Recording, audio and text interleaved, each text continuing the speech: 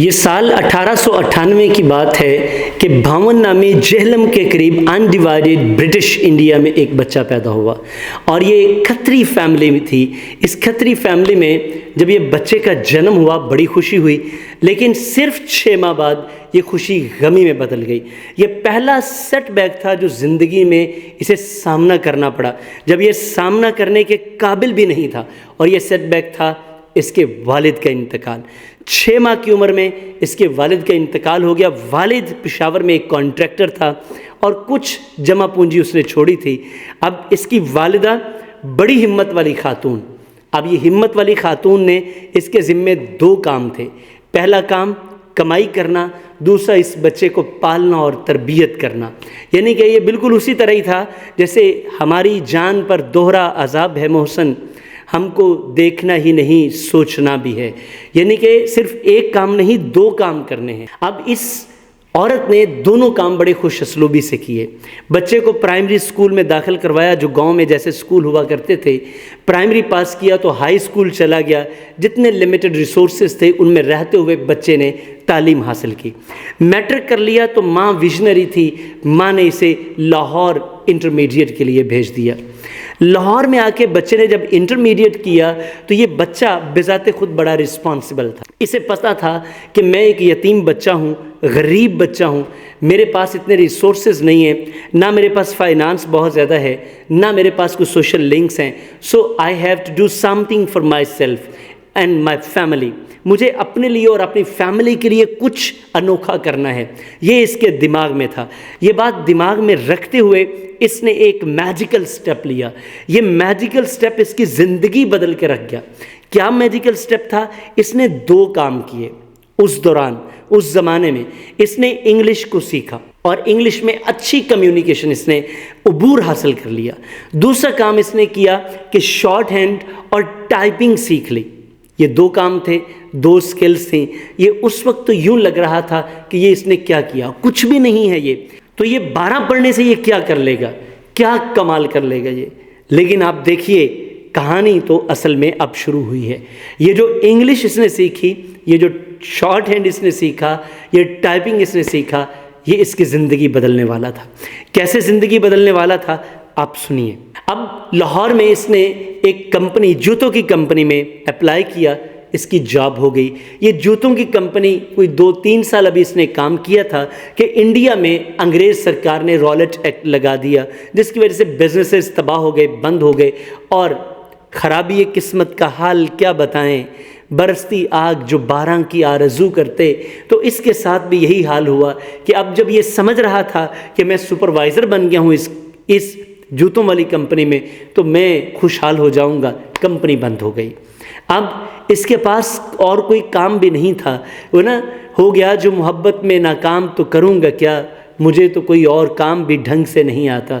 तो अब इनके पास ऑप्शन क्या थी? 2 ही तरीके से कि अपनी वालिदा का भी पेट पालते, अपना भी पेट पालते। और इस दौरान इसकी शादी भी हो चुकी थी। अब ये शादी हो गई, बीवी आ गई, डिप्रेशन कि अब मैं बच्चों के खर्चे कैसे पूरे करूं, वालिदा का खर्चा कैसे पूरा करूं, मसला है। 2 ऑप्शन थे, या तो ये बिज़नेस शुरू करते या फिर ये जॉब करते। बिज़नेस के लिए पैसा नहीं था और जॉब मिलती नहीं थी, तो दोनों तरफ से परेशान। इसने अखबार में एक न्यूज़ पढ़ी और न्यूज़ ये थी कि शिमला, जो उस वक्त अंग्रेज़ अपनी छुट्टियां गुजारने के लिए या बड़े जो एलीट क्लास थी वो सब शिमला जमा हुआ करते थे।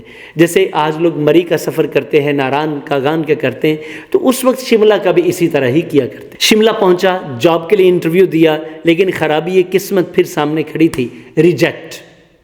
अब ये रिजेक्टेड और डिजेक्टेड चले आ रहे हैं और रोज़ाना जिस रास्ते से ये गुजरते थे उस रास्ते पे एक होटल था।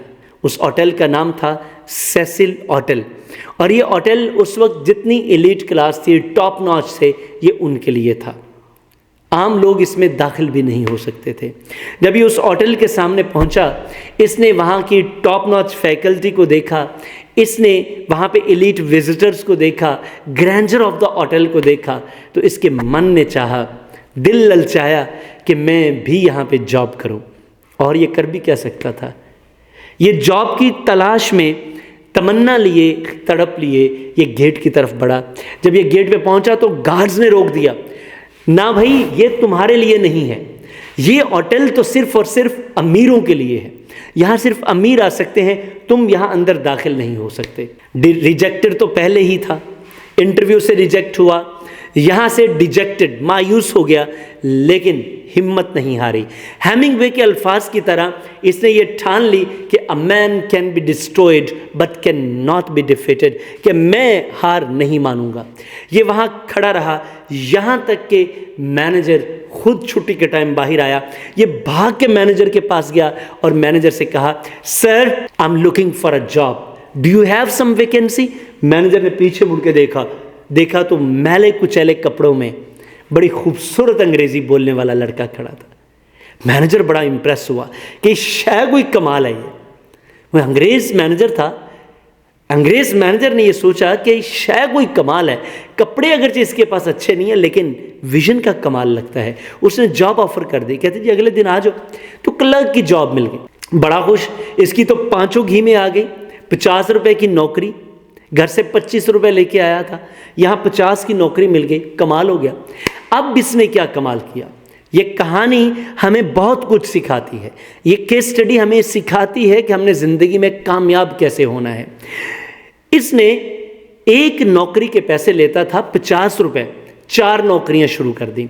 पहला ये क्लर्क था, इसने गेस्ट अटेंड करने शुरू कर दिए, कैशियर का काम शुरू कर दिया, अपने बॉस मैनेजर को उनकी डॉक्यूमेंटेशन, उसके लेटर्स टाइप करने शुरू कर दिए, जबकि उनके तो इसे पैसे ही नहीं मिलते थे। ये 4 काम करने की वजह से इससे 3 फायदे हुए। पहला, इसका इंटरेक्शन कस्टमर्स के साथ बढ़ गया। नंबर 2, इसका एक्सपीरियंस बढ़ गया। नंबर 3, होटल में इसकी जय जयकार हो गई, कमाल हो गया जी। होटल में कोई किसी और को जानता था या नहीं जानता था, लेकिन मोहन सिंह को सब जानते थे। जी हाँ, यही उस लड़के का नाम था। मोहन सिंह को सब जानते थे, सबसे ज़्यादा मैनेजर की नज़र में बड़ी इज्जत थी। और फिर एक वक्त ऐसा आया, चूँकि इसकी ड्यूटी थी कि ये जो कोयला होता है ना, कोयला, उस वक्त बॉयलर पर इसकी ड्यूटी थी कि बॉयलर में पानी गर्म करने के लिए कोयला ये बाहर से प्रोक्योर किया करता था और फिर उसे जला के पानी गर्म किया करते थे। तो इसने एक नया आइडिया लगाया, ये कोयला तो महंगा मिलता है, मैं क्यों ना ऐसा करूं, कोयले की जो राख है, राख के बॉल्स बनाकर उन बॉल्स को अगर जलाया जाए, राख तो सस्ती मिलेगी, सस्ती राख लेके बॉल्स बनवाकर उनसे आग जला के पानी गर्म करके इसने कमाल कर दिया। होटल के हज़ारों रुपए उस ज़माने में बचा दिए। जब इसने पैसा बचाया तो उनको पता चला बड़ा विजनरी है, बड़ी विजडम है इसमें, तो वो इसको प्रॉपरली ओन करने लगे। अब इसी दौरान किस्मत की देवी फिर मेहरबान हुई। याद रखिएगा, किस्मत की देवी यूं ही मेहरबान नहीं होती। किस्मत आपके ऊपर तब मेहरबान होती है जब आप किस्मत की तरफ हाथ बढ़ाते हैं। किस्मत हर उस हाथ को पकड़ती है, लक हर उस हाथ को वेलकम करती है जो उसकी तरफ बढ़ता है।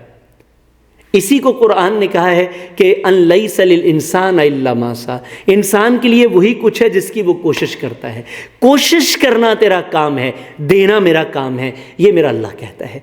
कोशिश तू कर, दूंगा मैं, चाहे वो दुनिया का कोई भी शख्स है, दूंगा, क्योंकि तू कोशिश करेगा, तेरी कोशिश के बदले में दूंगा। तो इसने कोशिश की। अब क्लार्क, मैनेजर का नाम क्लार्क था।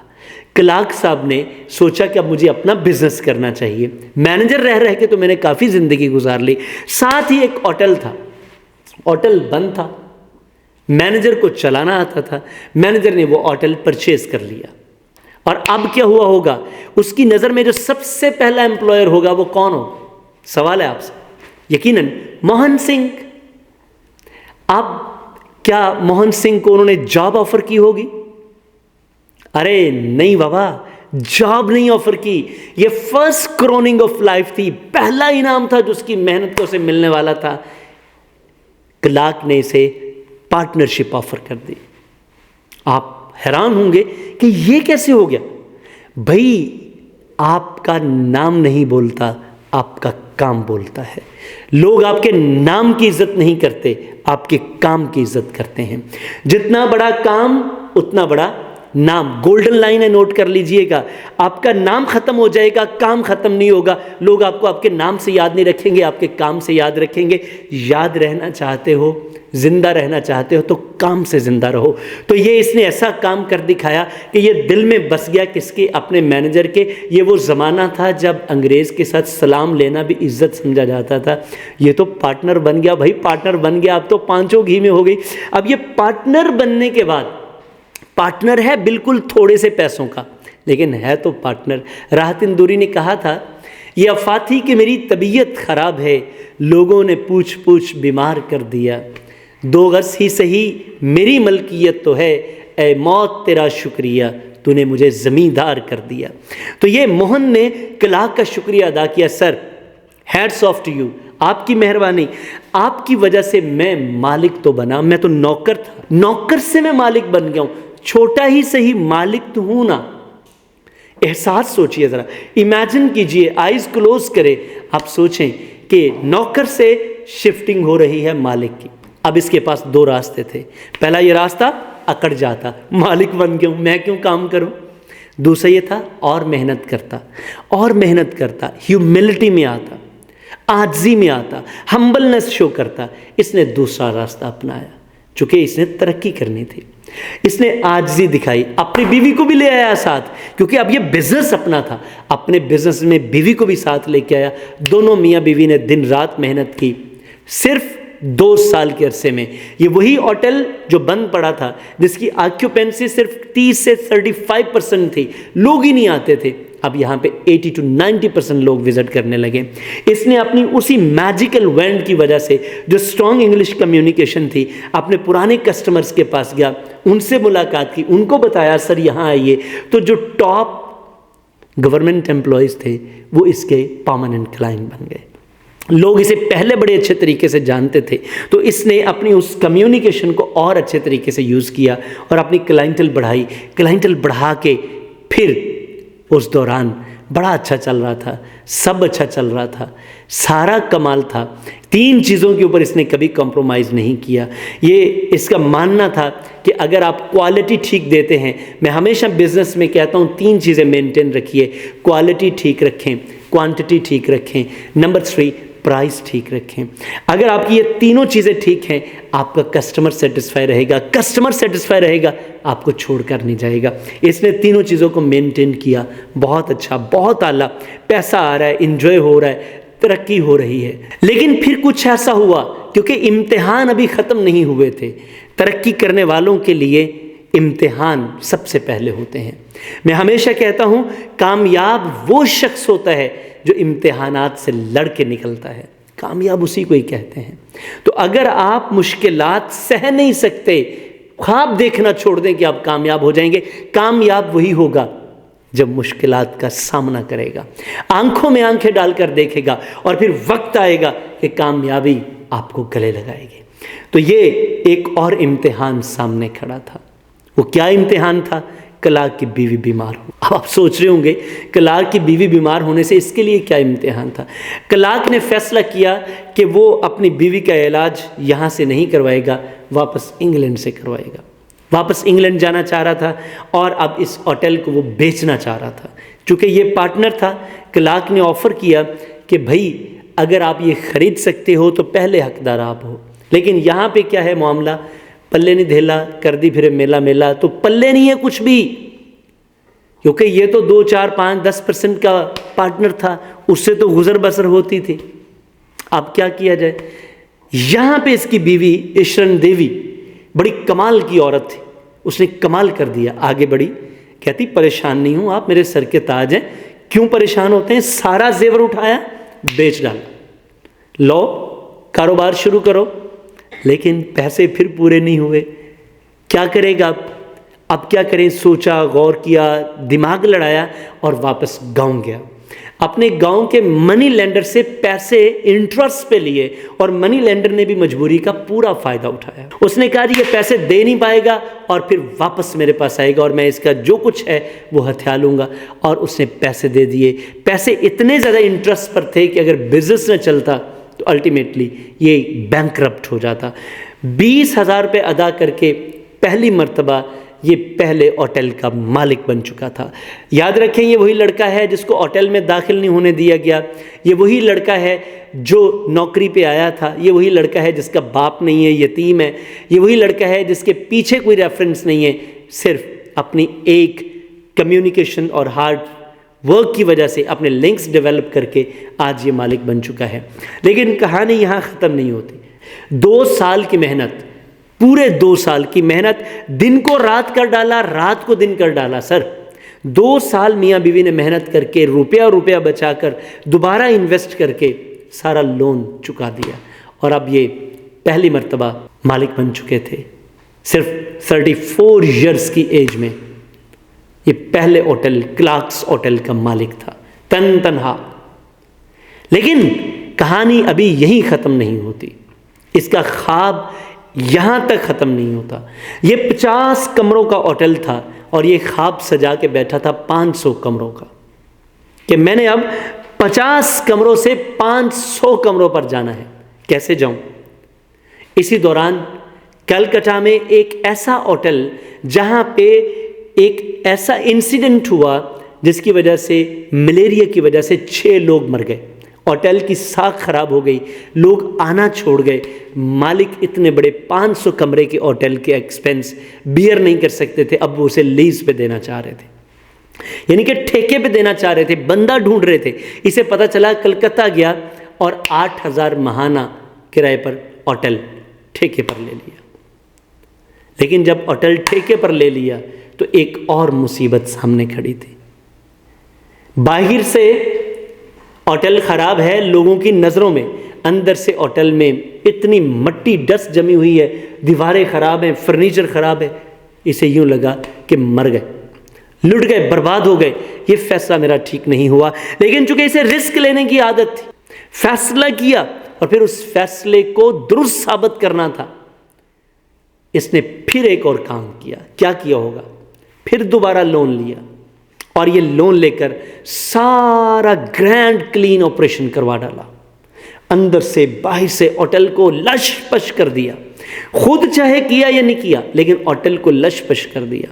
करने के बाद वापस उन एम्प्लॉइज़ के पास गया जो पहले वहाँ पे काम करते थे, उनको बताया, भैया वापस आके अपना होटल देखो, वो होटल जिसमें आप काम किया करते आए, देखो उसकी हालत मैंने क्या बना दी। सारे वापस आ गए, सबको दोबारा से रख लिया।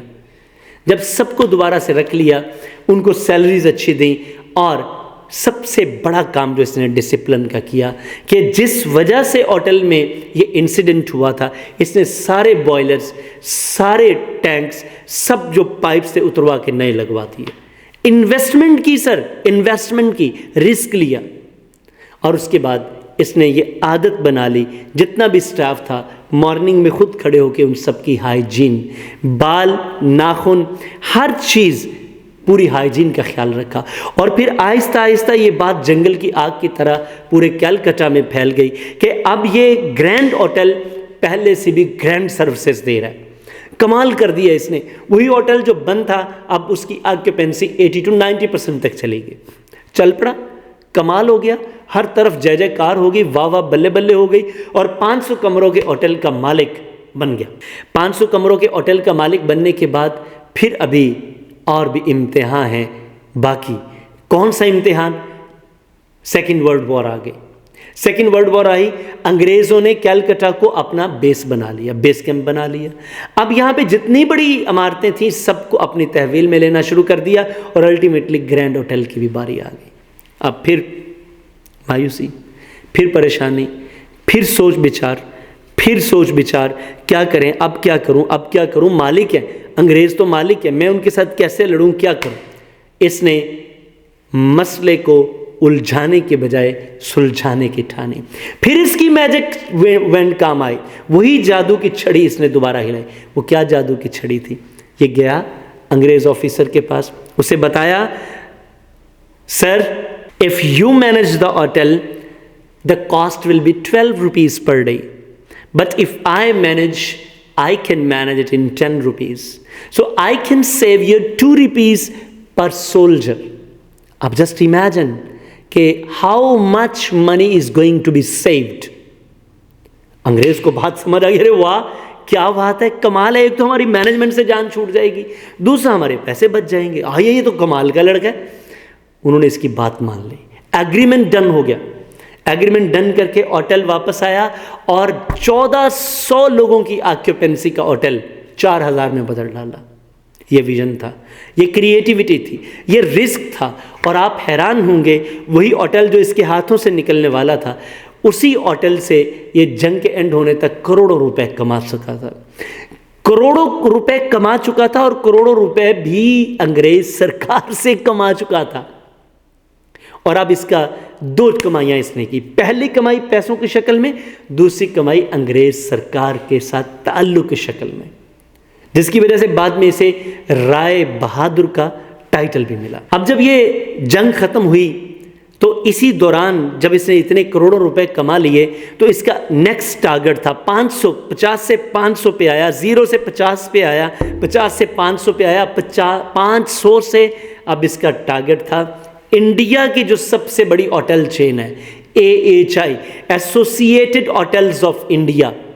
ये जो एसोसिएट होटल्स ऑफ इंडिया थी या एसोसिएटेड होटल्स ऑफ इंडिया, इनके पास 8 लग्जरी होटल्स थे जो कि मरी, लाहौर और इंडिया में यानी कि बड़े वेन्यूज पर थे। और ये सारे के सारे होटल्स सिर्फ एलीट क्लास के लिए थे। जैसे आज हम PC की बात करते हैं, मैरियट की बात करते हैं, तो ये उसी तरह के, उसी तर्ज के होटल थे उस ज़माने में। तो अब इसका नेक्स्ट टारगेट था कि मैं अब एसोसिएटेड होटल्स ऑफ इंडिया का मालिक बनना चाहता हूँ। पैसा आया, आहिस्ता आहिस्ता उनके साथ शेयर खरीदना शुरू कर दिए, खरीदता गया, खरीदता गया, खरीदता गया। और एक वक्त ऐसा आया कि कंट्रोलिंग एसेट एक्वायर कर लिया इसे। जब कंट्रोलिंग एसेट एक्वायर कर लिया तो आप मजीद हैरान होंगे, वही सेसिल होटल जिसके सामने ये मैले कचैले कपड़ों में गरीब यतीम बच्चा जिसको सिक्योरिटी गार्ड ने रोक दिया था, अरे तुम अंदर दाखिल नहीं हो सकते, आज ये उसका मालिक बन चुका था। क्लैपिंग हो जाए ना मोहन के लिए, क्लैपिंग, यस क्लैपिंग। सिर्फ आपने क्लैपिंग नहीं करनी, आपने अब ये सोचना है मोहन अगर ये कर सकता है तो मैं, बशीर, हमीद, नासिर, जमील, मैं क्यों नहीं कर सकता। यस वी कैन डू, हम भी कर सकते हैं, लेकिन पहले विजन लगाना पड़ेगा, इन्वेस्टमेंट करनी पड़ेगी, सहना पड़ेगा। कहानी अभी यहां खत्म नहीं हुई। इंडिया में the most luxurious hotel chain के मालिक बनने के बाद सफर यहां खत्म नहीं हुआ। ये इसकी खूबी थी, ये अपनी लर्निंग को कंटिन्यू रखता था। अब इसने सोचा कि मैं इंडिया में इंटरनेशनल स्टैंडर्ड की सर्विसेज देना चाहता हूँ। इसने 3 माह का टूर प्लान किया 1955 में और पूरी दुनिया में जितने बड़े ग्रैंड होटल्स थे विजिट किया। साथ में एक डायरी, एक बॉल पॉइंट इसने अपने पास रखी। ये जहाँ जाता डायरी पर बॉल पॉइंट से वो वहाँ की चीज़ों को ऑब्जर्व करने के बाद डिटेल्स लिख लेता। जब ये वापस इंडिया आने लगा तो इसके पास कई 100 पेजेस के नोट्स थे। उन नोट्स को वापस लेके आया और जो जो चेंजेस इसने देखी, इसने किचन में देखी, स्टाफ में देखी, इसने रूम्स में देखी, वाटर में देखी, एसेसरीज में देखी, कटलरी में देखी, व्हाट्सएवर इसने देखा, आउटलुक में देखा, जो जो चीज़ इसने देखी आके सब चेंज करके रख दी। फिर इसने देखा कि मेरा काम चूंकि ओवरसीज फॉरेनर्स के साथ है तो इसने फ्लाइट ऑपरेशंस के साथ डील करना शुरू कर दिया। ज़िंदगी बदलती गई और आज मैं आपसे इसका तज़किरा कर रहा हूँ। 103 साल की उम्र में राय बहादुर मोहन सिंह ओबेरॉय एक लेगेसी छोड़कर, इतना कुछ छोड़कर इस दुनिया से चला गया कि आज मोहन सिंह को होटल इंडस्ट्री का फादर समझा जाता है और एशिया का सबसे बड़ा हॉस्पिटैलिटी इंस्टीट्यूट मोहन सिंह ओबेरॉय का है। अमेरिका से, पूरी दुनिया से इनको अवार्ड्स मिल चुके हैं, सिविलियन अवार्ड्स इंडिया से मिल चुके हैं। वो बच्चा जो गरीब था, यतीम था, बेसहारा था, रेफरेंस नहीं था, बात शुरू हुई थी एक स्किल से, एक मैजिक मैन थे। वो मैजिक मैन क्या था? कम्युनिकेशन। याद रखिएगा, मैं हमेशा ये कहता हूँ कि आपकी कम्युनिकेशन ये सारे ख़जानों की कुंजी है। ट्रेजर की है। ये ट्रेजर की जब आप अचीव कर लेते हैं तो आप किसी खजाने को भी अनलॉक कर सकते हैं। आपकी मुट्ठी में है ये सारी चाबियाँ। अगर आप ये चाहते हैं तो आपने मोहन सिंह की लाइफ से 4 चीज़ें हमने सीखी हैं। नंबर 1 लर्निंग, इसने कभी स्टॉप नहीं की। नंबर 2 क्रिएटिविटी, इसमें ये क्रिएटिव था। नंबर 3 रिस्क लेना कभी इसने बंद नहीं किया। नंबर 4 ग्रोथ को इसने कंटिन्यू किया।